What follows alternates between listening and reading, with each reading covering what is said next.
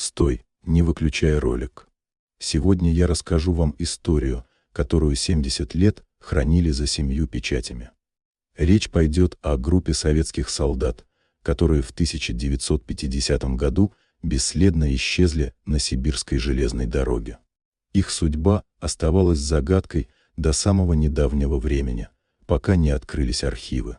И правда не вышла наружу.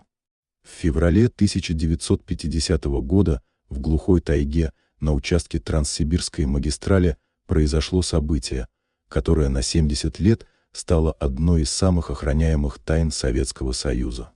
Военный эшелон с солдатами внутренних войск НКВД исчез без следа. Никаких обломков, никаких тел, никаких улик. Только пустые рельсы, уходящие в белую пелену сибирской зимы. Это история о том, что действительно произошло тем морозным утром, и о том, как через 70 лет правда наконец выплыла наружу. Часть первая. Исчезновение. Январь 1950 года. Советский Союз залечивает раны после войны. В стране царит атмосфера подозрительности и страха. Холодная война набирает обороты, и органы государственной безопасности работают в усиленном режиме. На одной из военных баз под Новосибирском формируется специальный эшелон. 350 солдат и офицеров внутренних войск НКВД получают приказ о переброске на Дальний Восток. Официальная причина – охрана особо важных объектов на границе с Китаем. Но даже командиры не знают всех деталей операции. Старший лейтенант Михаил Соколов проверяет списки личного состава. Ему 32 года, он прошел всю войну, имеет 3 ранения и орден Красного Знамени. Соколов из тех офицеров, которые привыкли выполнять приказы, не задавая лишних вопросов. Но в этот раз что-то его беспокоит. В составе эшелона 12 вагонов. 10 с личным составом, 1 штабной и 1 товарный, опечатанный особыми печатями НКВД. Соколову запрещено даже приближаться к этому вагону. Охраняют его не обычные солдаты, а специальная группа особистов из Москвы. 8 февраля в 4 часа утра эшелон отправляется в путь. Мороз под 40 градусов. Небо затянуто тяжелыми облаками. По прогнозам синоптиков, надвигается сильнейший буран. Первые сутки проходят без происшествий. Эшелон движется строго по графику. Солдаты играют в карты, курят махорку, рассказывают истории. Многие из них едут на Дальний Восток впервые. Кто-то мечтает о возвращении домой после службы, кто-то надеется на повышение. Рядовой Петр Кравцов, 19-летний парень из-под Рязани, пишет письмо матери. Он обещает ей, что скоро вернется, и они, наконец, отремонтируют старый дом. Петр не знает, что это письмо никогда не будет отправлено. 9 февраля в 17 часов 30 минут эшелон проходит станцию Тайшет. Дежурный по станции майор Василий Громов фиксирует это в журнале. Следующая крупная станция Братск, до нее около 300 километров по глухой тайге. Начинается буран. Видимость падает почти до нуля. Машинист Иван Федоров снижает скорость до 40 км в час. Опытный железнодорожник, он водит поезда уже 20 лет и привык к сибирским условиям. Но даже он признается помощнику, что такого бурана не видел давно. В 22 часа 40 минут эшелон входит в зону, которую местные жители называют «Мертвой долиной». Это глухой участок тайги между двумя хребтами, где не живут даже эвенки. Старики рассказывают легенды о духах, которые забирают людей в этих местах. Но в 1950 году никто не верит в подобные суеверия. В штабном вагоне старший лейтенант Соколов изучает карты. Внезапно он чувствует странную вибрацию. Это не обычная тряска вагона на рельсах. Что-то другое, более глубокое, как будто сама земля дрожит под колесами. Машинист Федоров видит впереди странное свечение.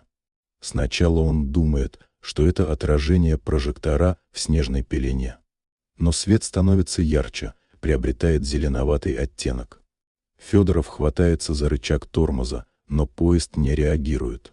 Скорость не падает, хотя он изо всех сил давит на педаль. В вагонах начинается паника. Солдаты чувствуют, как все вокруг начинает вибрировать. Некоторые теряют сознание. Лампочки под потолком меркнут, потом вспыхивают со слепительной силой и гаснут окончательно. Соколов выбегает в коридор. Он видит, как сержант Громов падает на колени, зажимая уши руками. Из носа у сержанта течет кровь. Другие солдаты кричат, но крики тонут в нарастающем гуле. В последнее мгновение Соколов видит через окно ослепительную вспышку. Она заполняет все пространство, стирая границы между небом и землей, между светом и тьмой. И потом наступает абсолютная тишина. 10 февраля в 6 часов утра на станции Братск начинают беспокоиться. Эшелон должен был прибыть 2 часа назад, но никаких сигналов от него нет. Дежурный по станции пытается связаться с машинистом по рации, но в эфире только треск помех. К полудню в Новосибирск и Москву уходят экстренные донесения. Военный эшелон со стратегическим грузом исчез на перегоне между Тайшетом и Братском. Немедленно формируется поисковая группа. Но буран усиливается. Видимость нулевая. Температура падает до минус 45.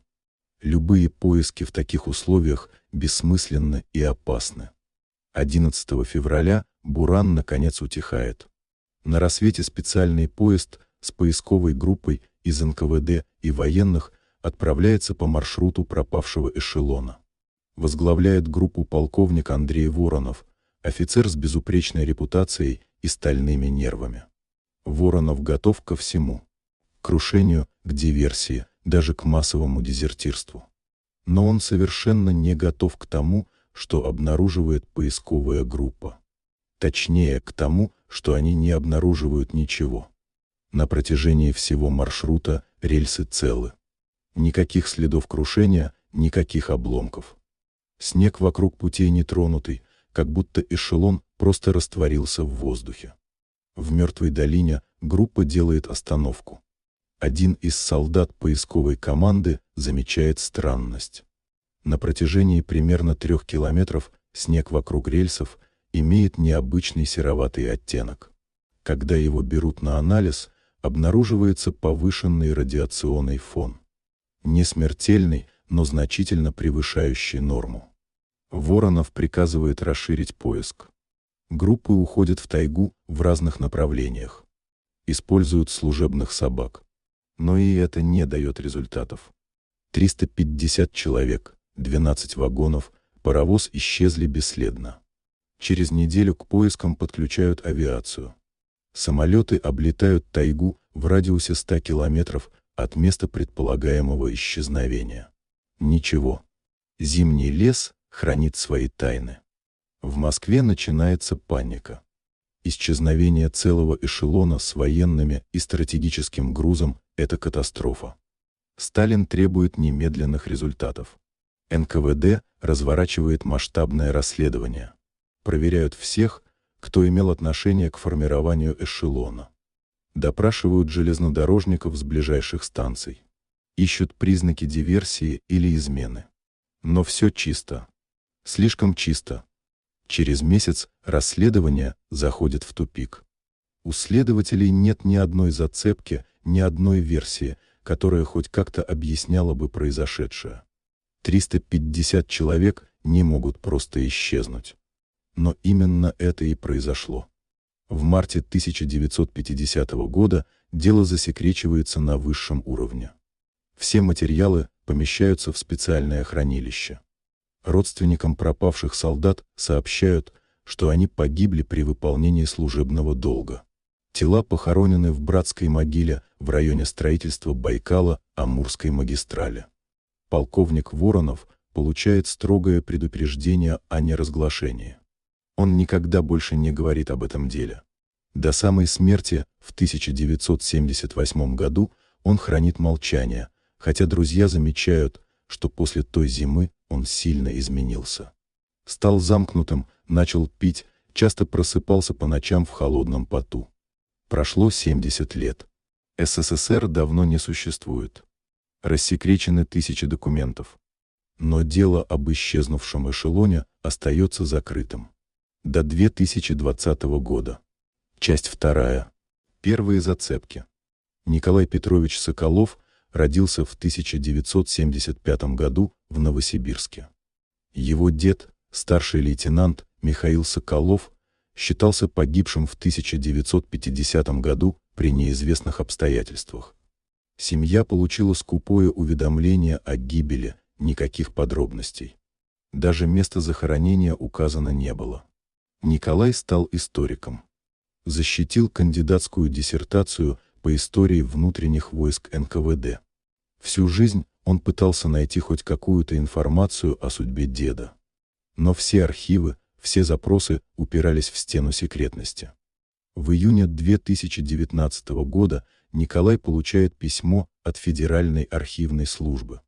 После многолетних запросов и судебных разбирательств его просьба о доступе к документам наконец удовлетворена. Часть материалов по делу 1950 года рассекречена. Когда Николай впервые держит в руках пожелтевшие папки с грифом «Совершенно секретно», он чувствует, как дрожат пальцы. Здесь списки личного состава, рапорты, протоколы допросов. И здесь имя его деда, старшего лейтенанта Михаила Соколова. Николай начинает по крупицам собирать картину произошедшего.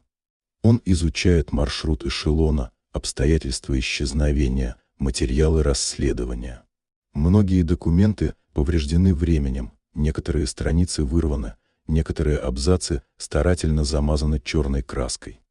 Но даже то, что осталось, рисует невероятную картину. Эшелон действительно исчез без следа. Никаких разумных объяснений следователи НКВД найти не смогли. Николай обращает внимание на один документ. Это показания эвенкийского охотника по имени Маркин, которого допрашивали в феврале 1950 года. Старик утверждал, что в ночь исчезновения видел в тайге огненный столб до неба и слышал голос земли. Следователи не придали этому значения, посчитав старика суеверным. Но Николай решает найти потомков этого охотника. Через месяц поисков ему удается выйти на внучку Маркина, женщину по имени Анна, живущую в поселке недалеко от места событий. Анна соглашается встретиться. Встреча происходит в сентябре 2019 года. Анне 65 лет, она преподает в местной школе. Когда Николай рассказывает ей о цели визита, женщина долго молчит. Дед говорил об этом до самой смерти, наконец произносит она. Он видел то, что видел. Огромный столб света, который бил из земли в небо.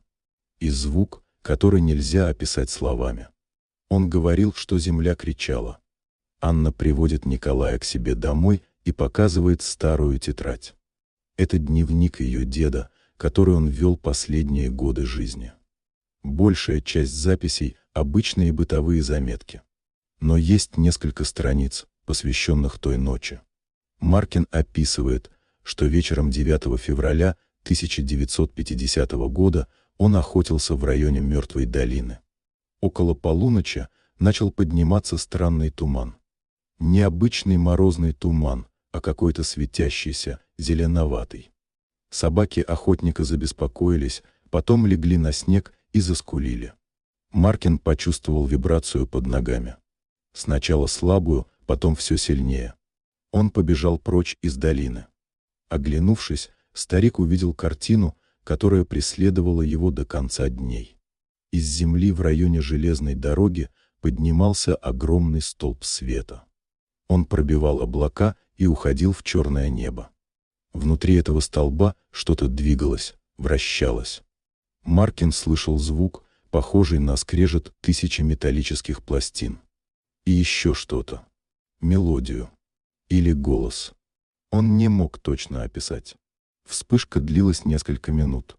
Потом резко оборвалась. Наступила абсолютная тишина. Даже ветер затих. Когда утром Маркин вернулся на то место, он не нашел никаких следов происшедшего. только странный сероватый оттенок снега в том месте, где был столб света. Николай фотографирует дневник. Он понимает, что это важное свидетельство, но что оно означает? Природное явление? Техногенная катастрофа? Или что-то еще? Он решает обратиться к специалистам. Первым становится Виктор Игоревич Лебедев, профессор геофизики из Иркутского университета. Лебедев специализируется на аномальных геофизических явлениях в Сибири. Когда Николай рассказывает ему историю, профессор задумывается. «Описание похоже на выброс энергии из земных недр», — говорит он. Подобные явления изредка фиксируются в зонах тектонической активности. Но такой масштаб — это нечто экстраординарное. Лебедев соглашается помочь с расследованием. Они организуют экспедицию в Мертвую долину.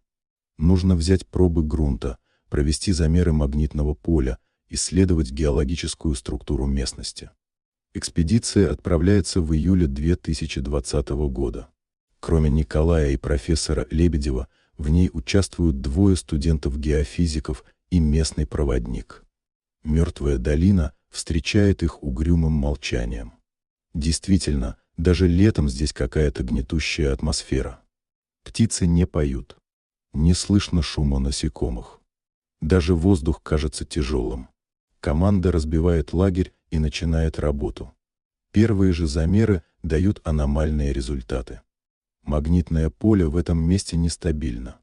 Стрелка компаса беспорядочно вращается. Приборы фиксируют слабое, но стабильное электромагнитное излучение неизвестной природы. Пробы грунта отправляют на анализ в лабораторию. Через 2 недели приходят результаты.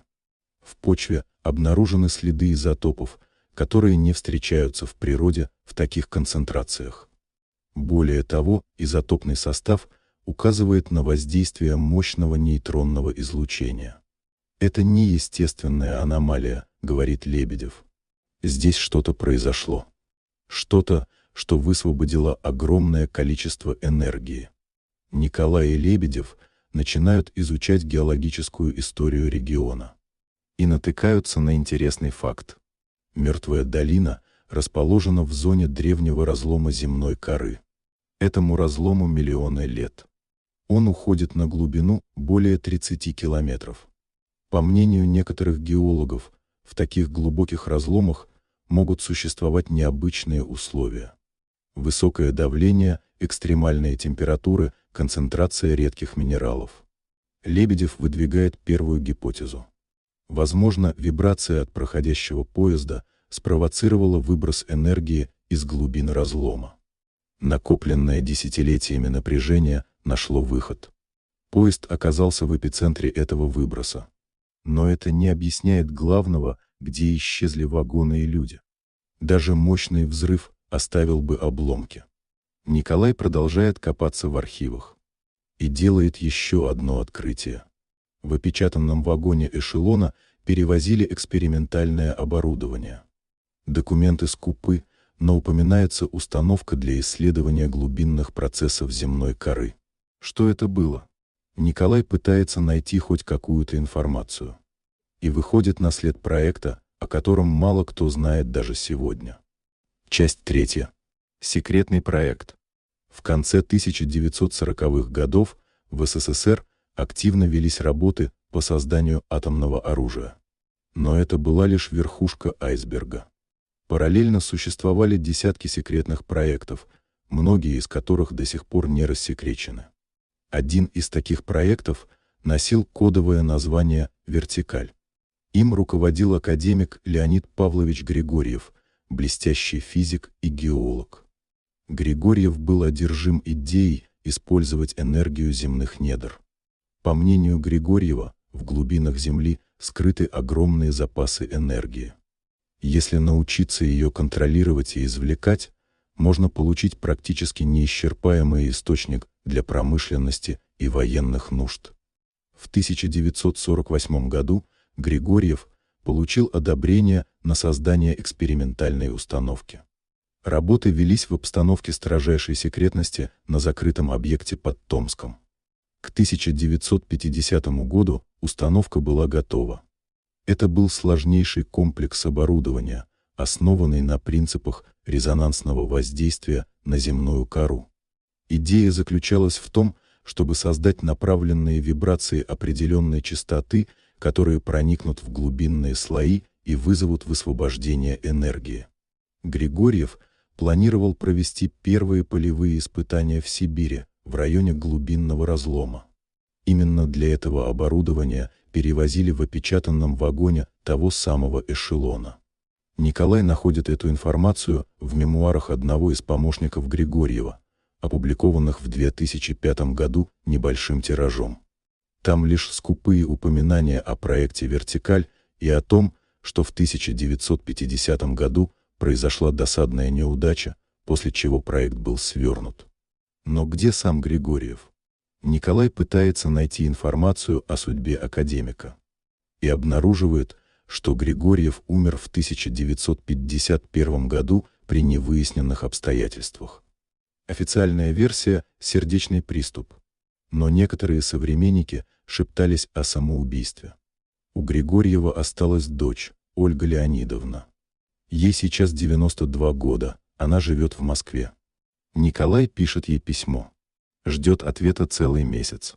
И когда уже отчаялся, получает приглашение на встречу. Ольга Леонидовна встречает его в своей небольшой квартире. Седая, хрупкая старушка с пронзительным взглядом. На стене висит портрет отца. Отец никогда не говорил о своей работе, начинает она. Но в последние месяцы жизни я видела, как он страдает. Он почти не спал, часто плакал. Это было страшно видеть такого сильного человека сломленным. Однажды, незадолго до смерти, Григорьев напился и сказал дочери фразу, которую она запомнила на всю жизнь. «Я хотел дать людям энергию, а вместо этого открыл врата». Что он имел в виду?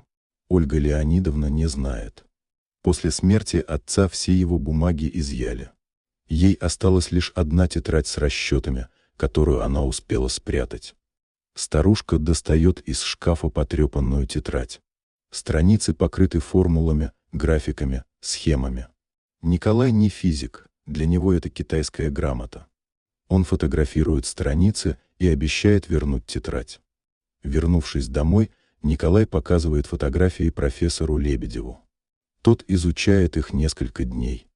И его лицо становится все более мрачным. Это гениально и безумно одновременно, наконец говорит профессор.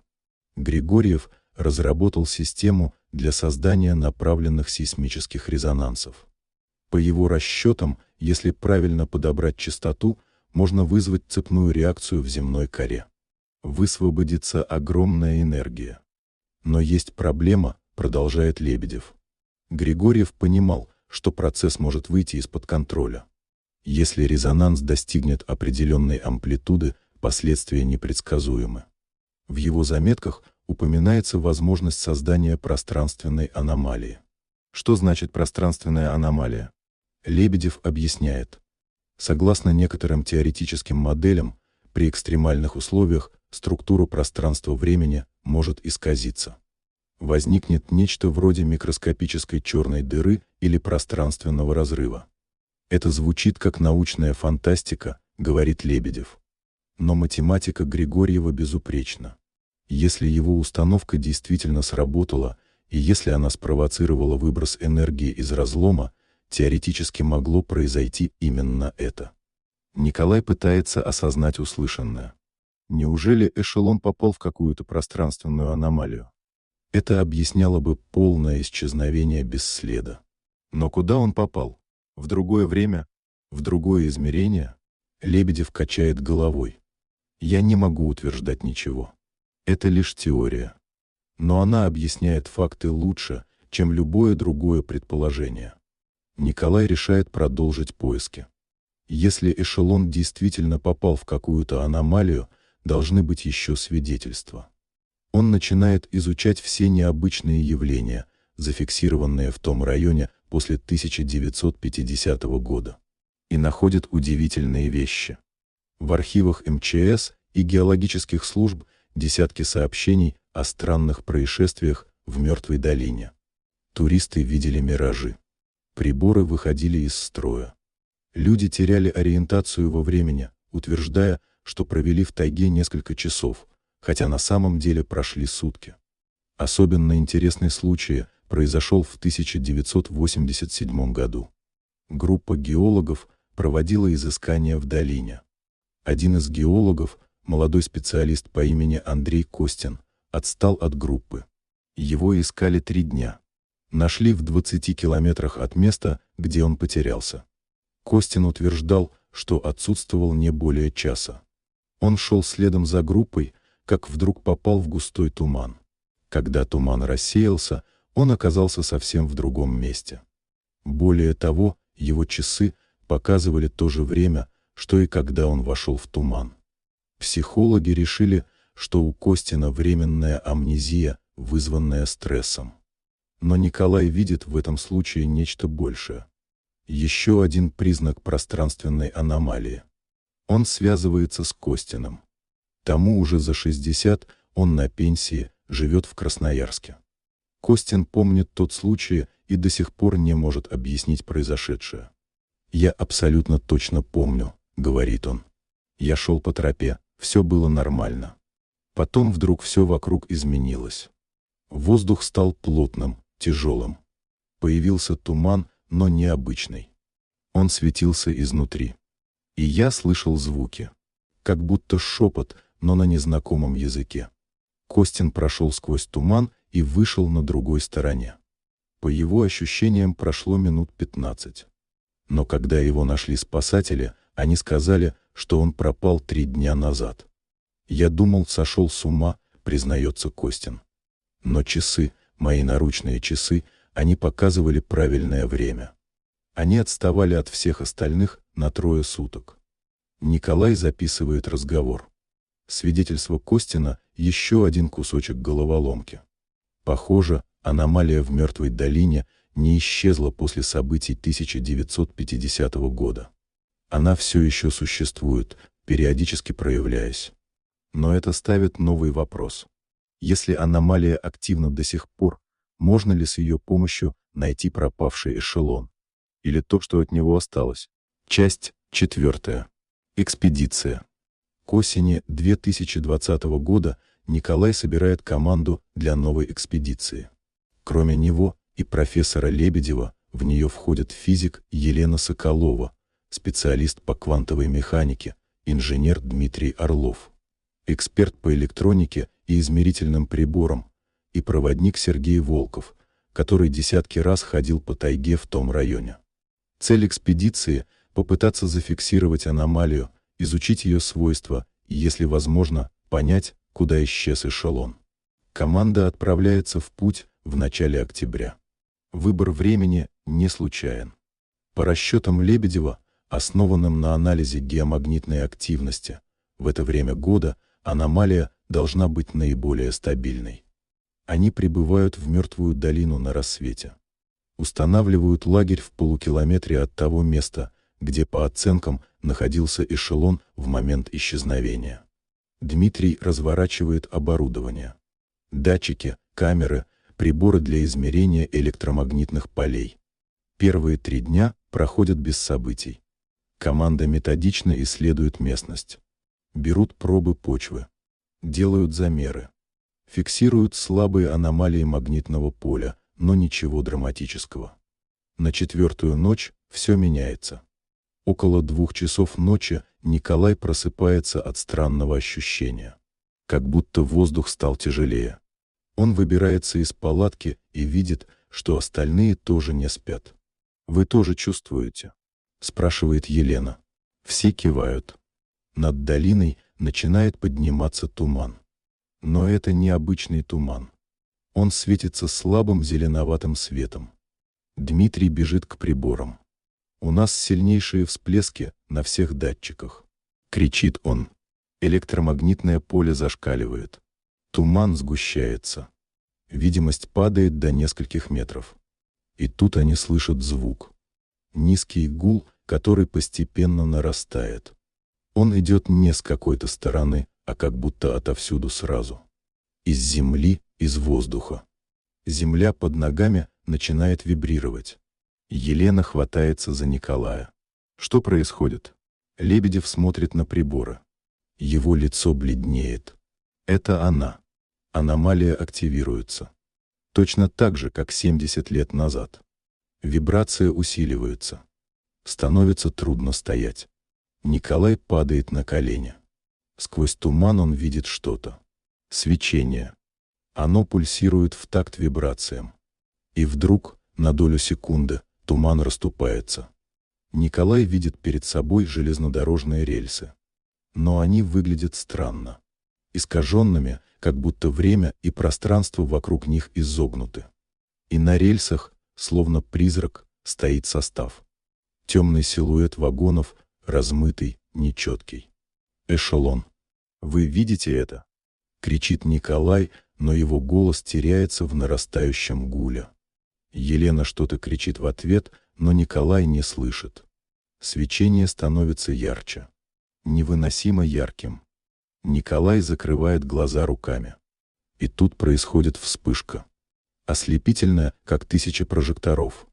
Николай чувствует, как его отбрасывает назад. Он летит, кувыркается, падает. Тишина. Абсолютная, оглушающая тишина. Николай медленно открывает глаза. Туман рассеялся. Небо чистое, полное звезд. Остальные члены команды лежат рядом, приходят в себя. «Что это было?» — шепчет Дмитрий. Лебедев сидит на земле, тяжело дышит. «Мы видели ее», — говорит он. «Пространственно-временную аномалию. То, что поглотило эшелон. Но я видел вагоны», — говорит Николай. «Они были там. В тумане». Лебедев кивает. «Да. Эшелон не был уничтожен.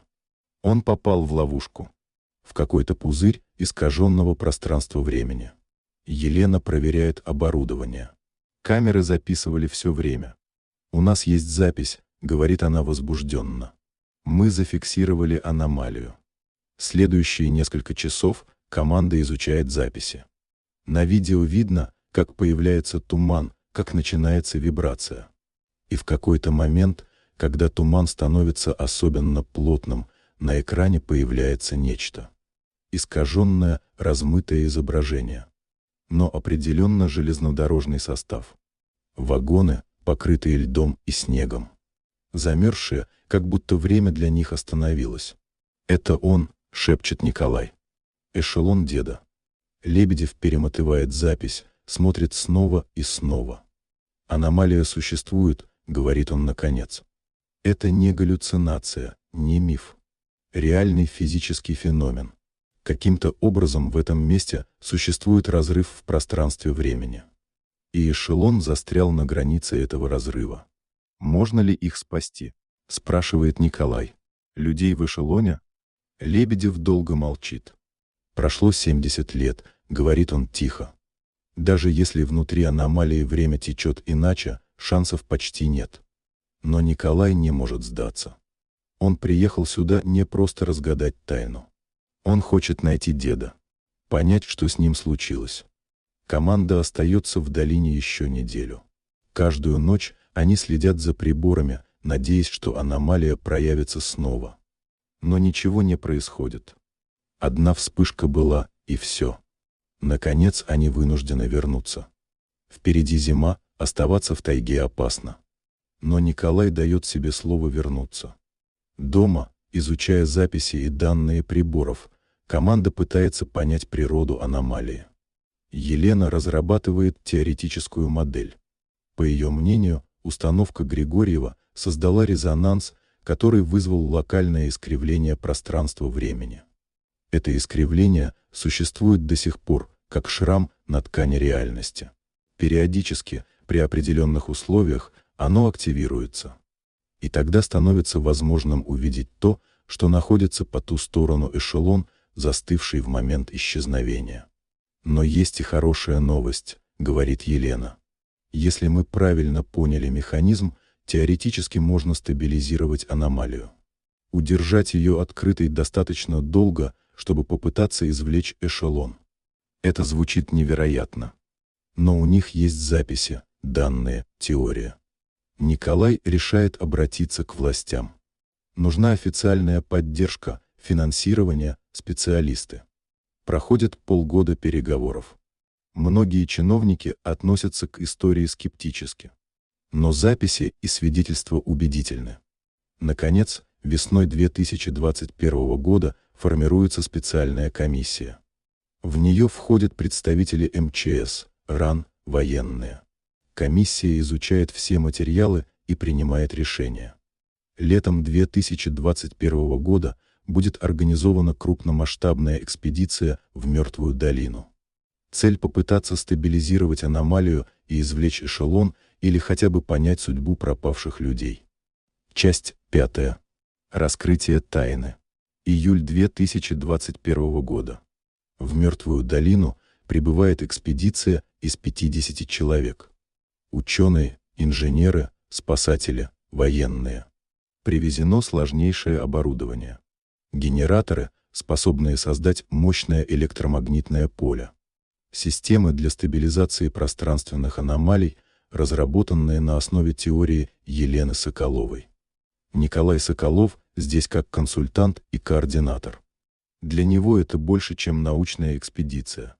Это шанс найти ответ на вопрос, который мучил его всю жизнь. Команда разбивает лагерь и готовится к эксперименту. План таков: создать контролируемое электромагнитное поле с той же частотой, что у аномалии. Войти в резонанс с ней.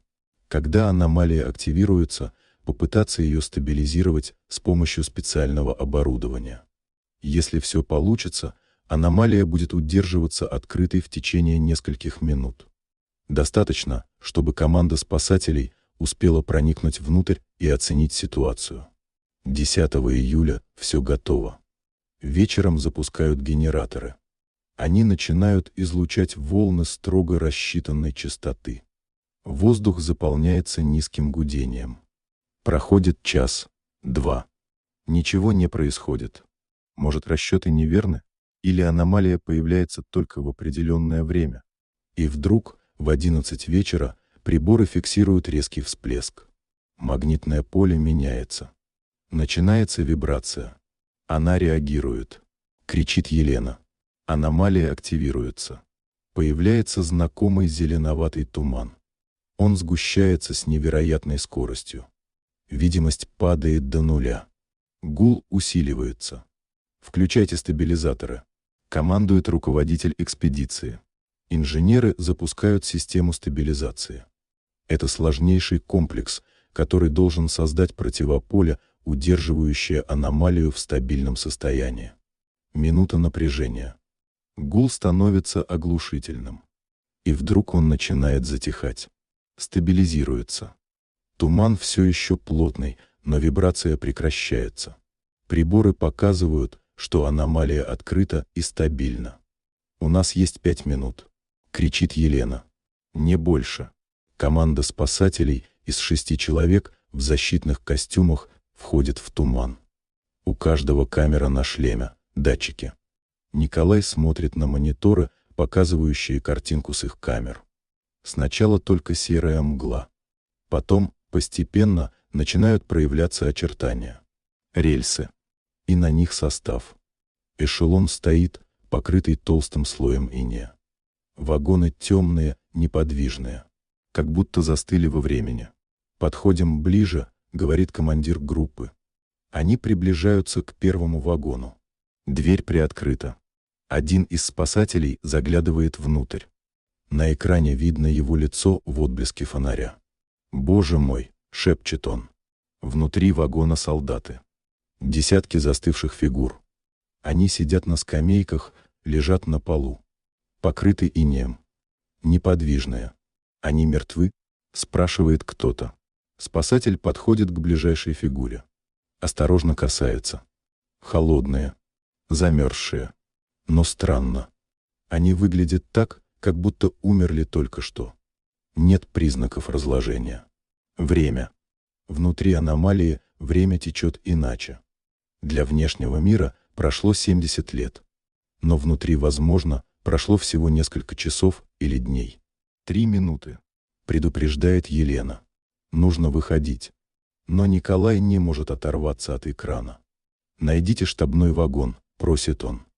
«Пожалуйста». Команда движется вдоль состава. Проверяют вагоны один за другим. Всюду одна и та же картина. Застывшие солдаты. «Вот штабной», — наконец говорит командир. Они входят. И там, за столом, застыла фигура офицера. Старший лейтенант. Перед ним раскрыта карта. В руке карандаш. «Можете снять знаки отличия?» — просит Николай. «Мне нужно убедиться». Спасатель осторожно снимает погон. Передает перед камерой. На погоне имя Соколов. Николай чувствует, как сжимается горло. Это он, дед. Михаил Соколов. «1 минута», — кричит Елена. Аномалия становится нестабильной. «Выходите немедленно», — командует руководитель. Спасатели бегут обратно. Туман начинает пульсировать. Стабилизация не выдерживает. Команда выскакивает из тумана за секунды до того, как аномалия схлопывается. Ослепительная вспышка. И потом тишина. Туман рассеивается. Долина снова пуста. Но у команды есть записи. Доказательства. Они нашли эшелон. Следующие дни проходят в анализе данных. Медики изучают записи, пытаясь понять, что произошло с людьми. Вывод: солдаты погибли от переохлаждения в течение нескольких часов после попадания в аномалию. Когда эшелон провалился в пространственный карман, внутри температура упала до экстремально низких значений. Отопление не работало. Люди замерзли. Время внутри аномалии замедлилось настолько, что для внешнего мира прошло 70 лет, а внутри всего несколько часов. Это объясняет, почему тела сохранились. Они заморозились почти мгновенно и оставались в таком состоянии все эти десятилетия. Но есть и другой вопрос. Можно ли их извлечь? Дать им достойное захоронение? Комиссия принимает решение. Нужна вторая экспедиция. Более подготовленная. С оборудованием для эвакуации. Это будет сложнейшая операция, но они должны ее провести. Вторая экспедиция планируется на осень. Но в августе природа вносит свои коррективы. В районе Мертвой долины начинаются сильнейшие грозы. Магнитное поле региона дестабилизируется. И однажды ночью происходит то, чего никто не ожидал. Аномалия активируется сама, без внешнего воздействия. Мощнейший энергетический выброс. Свечение видно за десятки километров. К утру в долину прибывает группа исследователей. Они обнаруживают удивительное. Туман исчез. Аномалия закрылась. И на рельсах, на месте, где 70 лет назад исчез эшелон, лежат обломки. Части вагонов, покореженные рельсы, вещи солдат. Аномалия выбросила содержимое обратно в наш мир. Среди обломков находят тела. Замерзшие, сохранившиеся, как в холодильнике. 350 солдат и офицеров. Среди них старший лейтенант Михаил Соколов. Начинается масштабная операция по эвакуации и идентификации. Каждому погибшему устанавливают личность. У многих сохранились документы, фотографии, письма. Рядовой Петр Кравцов, тот самый 19-летний паренек из-под Рязани, найден с незаконченным письмом матери в кармане. Его родственников находят через генеалогические архивы. У него остались внуки и правнуки, которые никогда не знали, что случилось с прадедом. В октябре 2021 года в Новосибирске проходит церемония захоронения. 350 гробов, накрытых флагами. Военные почести. Родственники, многие из которых даже не подозревали о существовании этих пропавших предков. Николай Соколов стоит у гроба деда. В руках фотография молодого лейтенанта в форме, та самая, которая висела дома у бабушки. Он прожил всю жизнь, не зная деда. Но теперь он знает правду. И эта правда, какой бы невероятной она ни была, дает покой. История исчезнувшего эшелона стала сенсацией. Ее публикуют газеты, о ней снимают документальные фильмы. Спорят ученые, размышляют философы. Мертвая долина объявлена закрытой зоной. Проводятся дальнейшие исследования аномалии, которая теперь не активна, но все еще регистрируется приборами. Елена Соколова получает несколько научных премий за разработку теории пространственно-временных аномалий. Профессор Лебедев публикует монографию о геофизических феноменах Сибири. Николай Соколов пишет книгу. Он рассказывает всю историю от начала до конца. От того февральского утра 1950 года до церемонии захоронения в 2021. Книга становится бестселлером. Но главное не слава и не признание. Главное, 350 семей наконец узнали, что случилось с их родственниками. Тайна, хранившаяся 70 лет, раскрыта. А в тайге, в мертвой долине, стоит памятник. Простой обелиск из черного гранита. На нем имена всех солдат и офицеров исчезнувшего эшелона. И надпись: «Потерянным во времени, но не забытым». Иногда туда приезжают люди. Потомки тех, кто исчез в феврале 1950 года. Они стоят у памятника, смотрят на бескрайнюю тайгу и думают о том, как тонка грань между известным и непознанным, между нашим миром и тем, что лежит за его пределами. История закончена. Но вопросы остаются. Сколько еще тайн хранит наша планета? Сколько людей исчезли в подобных аномалиях? И самое главное, что еще мы не знаем о природе реальности, в которой живем. Наука движется вперед. Каждый день мы узнаем что-то новое. Но эта история напоминает нам о том, что мир гораздо страннее и загадочнее, чем мы можем представить. И что иногда правда оказывается невероятнее любого вымысла. 70 лет солдаты были потеряны между мирами. Но память о них жива. И пока мы помним, они не исчезли окончательно. Это история о тайне, которая казалась неразрешимой. О людях, которые не сдавались, пытаясь найти ответы. И о том, что даже спустя десятилетия правда может выйти наружу, какой бы невероятной она ни была. Тайна сибирского эшелона раскрыта. Но сколько еще подобных тайн ждут своих исследователей? Время покажет. Даже когда система против тебя, даже когда весь мир называет тебя преступником, правда всегда найдет путь. Может, не сразу, может, через десятилетия, но она победит, потому что честные люди не сдаются. Они борются до конца за справедливость, за товарищей, за память.